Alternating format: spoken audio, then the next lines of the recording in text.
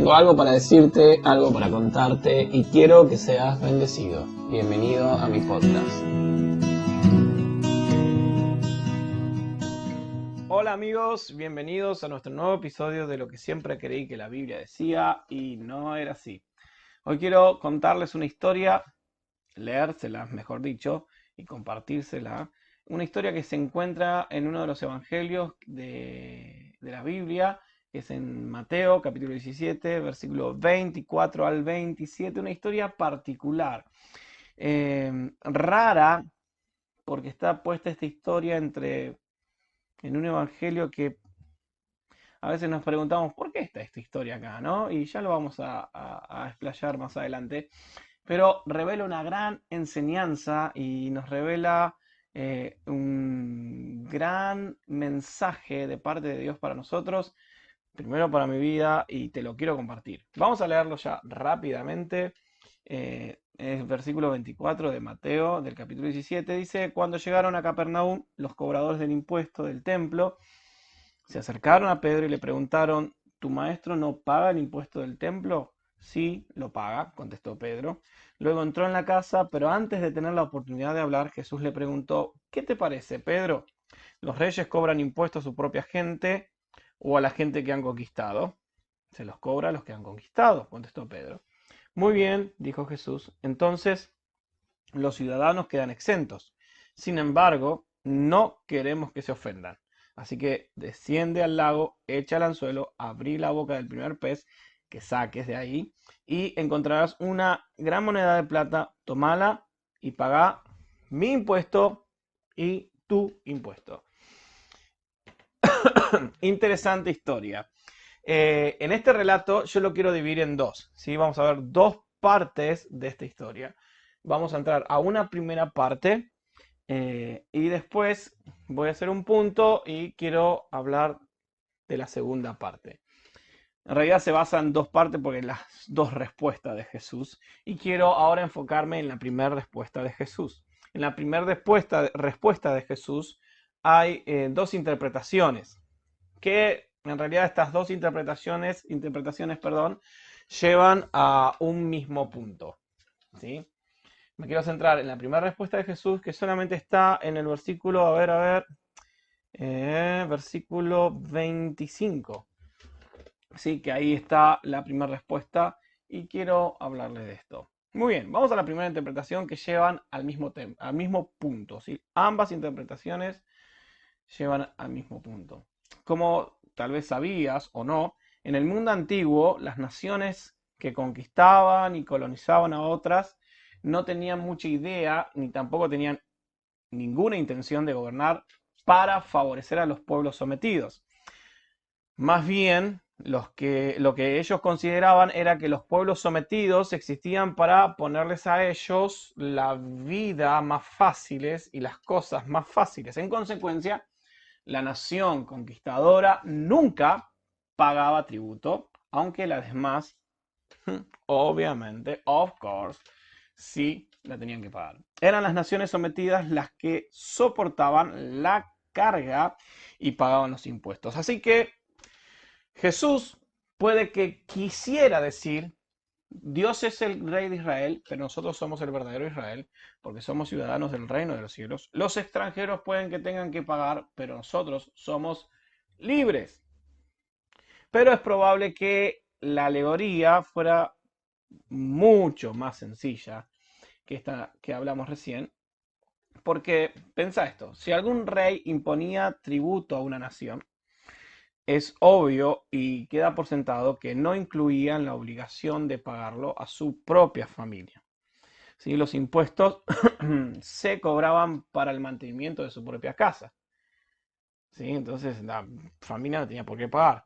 El impuesto en cuestión que le estaban cobrando a Pedro y a Jesús era para el templo. El templo era la casa de Dios. Jesús era el Hijo de Dios. ¿Sí? ¿Me siguen con este pensamiento? ¿Cómo iba a estar obligado el hijo a pagar el impuesto que se cobraba para la casa de su padre? La respuesta de Jesús indica: es injusto este impuesto, Pedro. pero hay que pagarlo. Chan, ¿no? Es injusto este impuesto, Pedro, pero tenemos que pagarlo. Debemos pagar para no dar a otros mal ejemplo. No debemos conformarnos con cumplir con nuestro deber, sino que debemos actuar de tal manera que los demás puedan ver lo que tienen que hacer. Jesús le estaba enseñando a Pedro cómo comportarse frente a estas situaciones. Era injusto, sí, era injusto pagarlo, pero el deber de un ciudadano era pagar ese impuesto. Qué interesante, ¿no? Yo cuando empecé, ¡epa! ¿No? Tenemos que entender, y lo que Jesús le está enseñando a Pedro acá, es que la buena ciudadanía y el cristianismo van de la mano. Quiero explayarme un poquito más en este tema. Nos podemos preguntar, ¿sí?, por qué se escribió esta historia. Por razones de espacio, los evangelistas tal vez tuvieron que seleccionar su material, ¿no? Pero, ¿por qué incluyeron esta historia? Algo que nos preguntamos al inicio de este podcast. El Evangelio de Mateo, quiero que escuchen bien esta parte, se escribió entre los años 80 y 90 después de Cristo. Ahora bien, un poco antes de entonces, los judíos y los cristianos israelitas tuvieron que enfrentarse con un problema real e inquietante. Tenés que saber que todo varón judío a partir de los 20 años de edad tenía que pagar el impuesto del templo. Pero acá está el problema. El templo fue destruido totalmente el año 70 después de Cristo, cuando fue escrito los evangelios entre el 80 y 90. ¿Sí? ¿Me sigue? Entonces el templo fue destruido en el año 70 después de Cristo y no se volvió a reconstruir. Después de la destrucción del templo, el emperador romano en ese entonces, que era Vespasiano, decretó que el medio ciclo del impuesto del templo tenía que pagarse entonces ahora a la tesorería del templo de Júpiter Capitolino de Roma. ¡Ja! Mamacita, qué problema. Y los evangelios narran esta historia y, y Jesús le enseña a Pedro que tiene que cumplir con su obligación de ciudadano. Te la dejo picando, decimos por acá, ¿no? Te paso la pelota y te la dejo picando. Entonces, acá surgió un problema. Muchos de los judíos y de los cristianos israelitas se sintieron tentados a ¿qué? A rebelarse contra esta imposición. ¿Cómo vamos a pagar a un templo impío? ¿O cómo nuestra plata va a ir a lo impío? Cualquier rebelión semejante que se produjera tendría consecuencias desastrosas, obviamente, porque sería aplastada inmediatamente.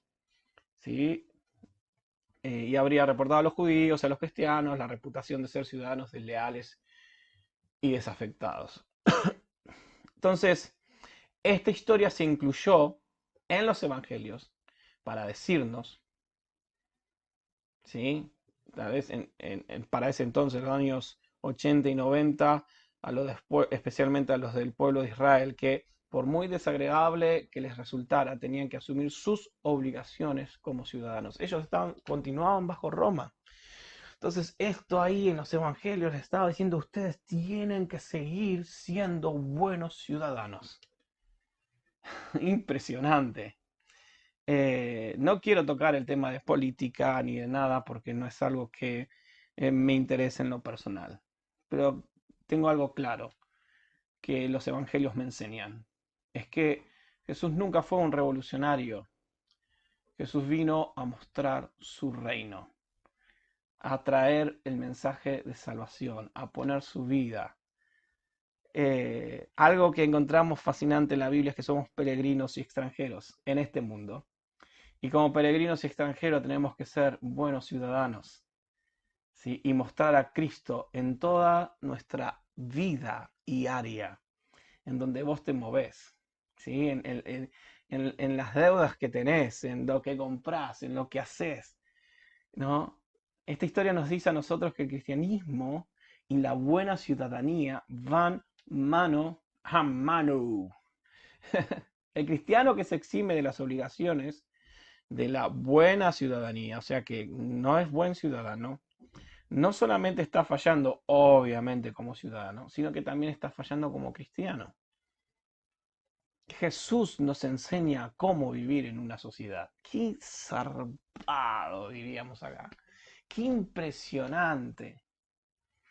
Y esto no es todo. Porque es interesante. Jesús le dice a Pedro, para que no se ofendan, vamos a pagarle. O sea, es medio injusto esto, ¿no, Pedro? Pero para que no se ofendan, vos tenés que cumplir con tu responsabilidad de un buen ciudadano.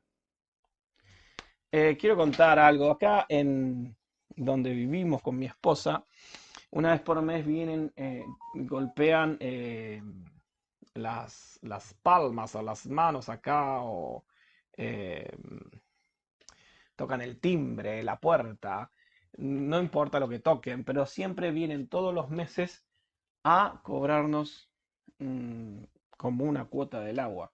Pero lo interesante y lo que a mí me hace elevar temperatura es que el agua no sirve para nada. O sea, no sirve para tomar, no sirve para cocinar. Obviamente la usamos para higienizarnos, el baño, lavar la ropa y demás.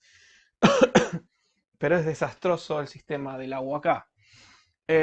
Y encima te vienen a cobrar, ¿no? Es como que, cara dura, que venís a cobrar. Pero bueno, la función de un buen ciudadano, ¿no? Y esto a mí en esta área, hay muchas áreas, podemos irnos por todos lados y no quiero ahondar en detalle, pero sí lo que quiero decirte es que eh, el cristiano y la buena ciudadanía van de la mano. Y es lo que Jesús nos está enseñando acá. Y la segunda parte, sí, sí, sí, sí, te quedaste impresionado con esto más todavía, con lo que viene. En cuanto al pez con la moneda en la boca, ¿what? Cuando yo leía esto, digo, wow, Pedro encontró un pez con la moneda en la boca. Eh, no, no, una onda, qué zarpado. Y me lo imaginaba, ¿no? Porque la imaginación es lo mejor que puede haber. Y cuando empecé a ver y leer y indagar y escudriñar, yo siempre digo que no hay que leer la Biblia, no hay que leerla, sino tenemos que escudriñarla, porque ahí es donde nuestros ojos, ¡boom!, se nos abren y comprendemos la verdad y la verdad nos hace libres. Me di cuenta que nunca existió tal caso. Ma, Pedro nunca encontró un pez con una moneda. ¿Sí? Ya te voy a explicar. Tres puntos importantes. ¿Por qué este milagro es difícil en tres sentidos? No es que Dios no podría haber puesto una moneda dentro de un pez y que Pedro tire la caña y saque el pez con la moneda. Para nada. Pero ¿por qué nunca existió este pez con la moneda en la boca o en la panza o no sé dónde? Primero, Dios no realiza un milagro para hacer lo que nosotros podemos hacer. Bomba. Dios no va a hacerte un milagro para hacerte algo que vos podés hacer. Eso nos perjudicaría más que ayudarnos, ¿no? Hay un dicho que es así como que no hay que darle el pan, sino no hay que darle el pez, sino la caña para que aprendan a pescar, ¿no? El hecho de el esfuerzo. Entonces, Dios nunca va a realizar un milagro para hacer algo o para hacer lo que vos podés hacer. Por muy pobres que fueran los discípulos, si es que lo eran, no necesitaban un milagro para ganarse 2 medios ciclos. No estaba fuera de sus posibilidades el hecho de ganar esa plata para pagar ese impuesto. Esa es la primera. La segunda, este milagro, sí, sí, transgrede la gran decisión de Jesús de no usar nunca su poder milagroso para su propio fin. O sea, él podría haber convertido las piedras en pan para satisfacer, perdón, su propia eh, hambre, pero rehusó hacerlo. Podría haber usado su poder para elevar su propio prestigio como obrador de maravillas, pero rehusó hacerlo. En el desierto Jesús decidió de una vez para siempre no usar su poder para sus propios fines. Entonces, si se toma esta historia literalmente, como que Pedro fue y encontró una moneda dentro de un pez, nos muestra a Jesús usando su poder divino para satisfacer su necesidad. Y eso es algo que Jesús nunca haría. Sí, yo sé, se te está cayendo la idea que Pedro encontró una moneda en un pez. Si tomamos este milagro literalmente, imagínate, la vida sería un caos, ¿sí? Tendríamos que buscar peces con monedas adentro para pagar nuestras deudas. Nunca se pretendió que la vida se organizara de tal manera que la gente pudiera cumplir sus obligaciones de manera tan fácil y despreocupada. Sabemos que nos ganaríamos el pan con el sudor de nuestra mente, de nuestra frente y también de nuestra mente, porque hay que pensar mucho para hacer plata. Muy bien, el fin de esto, ¿qué enseñanza nos deja? Ya te pinché el globo con que Pedro nunca encontró un pez con una moneda dentro. Entonces, indudablemente lo que sucedió, ¿sí? Indudablemente lo que Jesús le dijo a Pedro, lo que Jesús quiso decirle a Pedro y le dijo, es esto. Pedro, tenés razón, tenemos que pagar el impuesto. Nosotros también debemos pagar nuestras deudas. Vos sabés cómo hacerlo, así que volvé a pescar un día más, vas a recibir dinero suficiente y vas a encontrar dinero suficiente para pagar nuestras deudas en la boca de los peces. Un día de pesca nos producirá todo lo que necesitamos. O sea, Jesús le estaba diciendo a Pedro, Pedrito, anda, trabaja. Esa es la manera en que vamos a poder pagar nuestras deudas. Perdón, ¿no? O sea, no, no es por arte de magia, ¿no? Obviamente el mecánico va a encontrar la comida para sí mismo y para toda su familia, ¿sí? En un auto, porque se lo va a poner a arreglar. Acá hay un dicho, por ejemplo, a veces decimos, che, vos con eso sacás plata, ¿no? Con la computadora, loco, sacás plata, pero no es que hay plata dentro de la computadora, sino que la labor que haces con tu computadora te provee money para vivir y tus necesidades. Esto fue lo que Jesús quiso hacer y dijo realmente. Y me imagino diciendo esto a Jesús, ¿no? Con esa sonrisita sugestiva suya y con su característico don para el lenguaje dramático, ¿no? Que él tiene y tenía en ese momento. O sea, no estaba diciéndole a Pedro literalmente que iba a encontrar esa moneda en la boca del pez. Lo que estaba diciéndole a Pedro era que iba a obtener lo que necesitaba para pagar su deuda con un día de trabajo honrado. Eh, Qué impresionante. A veces queremos evitar el esfuerzo. A veces oramos a Dios para que, no sé, mm, me sane las rodillas, pero yo sigo con sobrepeso. A veces oro a Dios para que me dé un trabajo y yo me sigo levantando a las 11 de la mañana todos los días. A veces oro para que, eh, no sé, Dios muchas veces nos va a decir que lo que necesitamos los vamos a encontrar con un día de trabajo. No sé si me entendés. Guiño, guiño. De lo imposible Él se encarga.